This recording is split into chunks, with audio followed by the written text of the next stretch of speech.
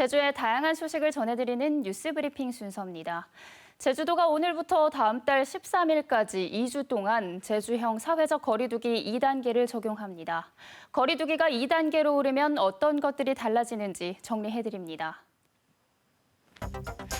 제주형 사회적 거리두기가 2단계로 오르면서 오늘부터 단란주점을 포함한 유흥시설 5종과 실내 체육시설, 노래연습장 등은 밤 11시부터 다음 날 새벽 5시까지 영업이 금지됩니다. 식당과 카페도 밤 11시 이후에는 영업할 수 없고 포장과 배달만 가능합니다. 결혼식과 장례식장은 하루 참석 인원이 99명으로 제한됩니다.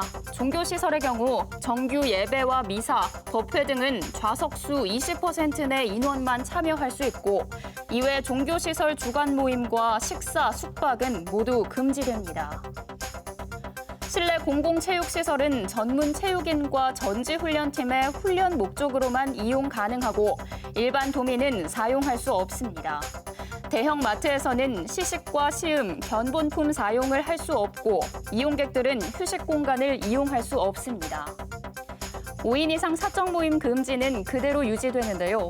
다만 코로나19 백신 접종자는 직계가족의 모임 인원 제한을 받지 않습니다. 이어서 주요 단신입니다. 앞서 전해드린 대로 제주도는 내일부터 코로나19 백신 1회 접종자 46,800여 명은 8명을 초과한 직계 모임에 참여할 수 있다고 밝혔습니다. 또 면회가 금지된 요양병원과 요양시설에 대면 면회가 가능합니다.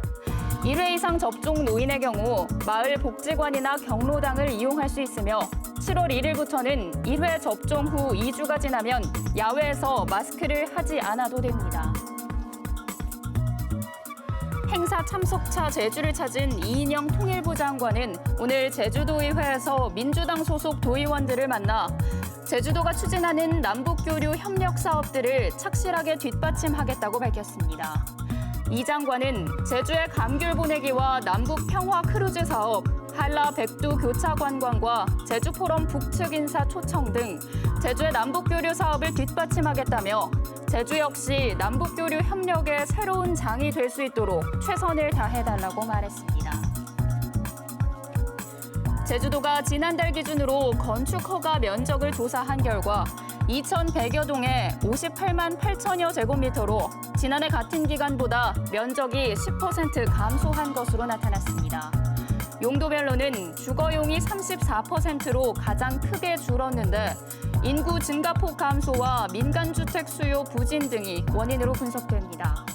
또 코로나19의 영향으로 문화교육, 사회용 건축 허가가 13%가량 줄었고 상업용도 7% 감소했습니다.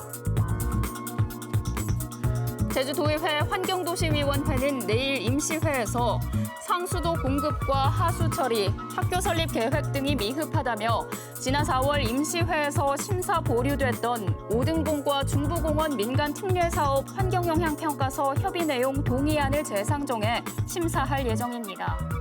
특히 제주시가 지난 2016년 지금보다 사업 규모가 절반 수준이던 오등봉공원 민간 특례 사업에 대한 사전 점검에서 불수용 결정을 했던 사실이 최근 알려져 도의회 판단이 주목됩니다.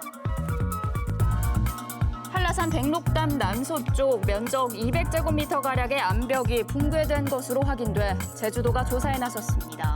제주도 세계유산본부 한라산 국립공원 관리소와 한라산 연구부는 백록담 인근 암벽 중 조면암 일부가 최근 풍화 현상으로 무너져 내린 것이 육안으로 확인됐다며 이번 붕괴 현상에 대해 현장 조사와 연구를 진행할 계획이라고 밝혔습니다.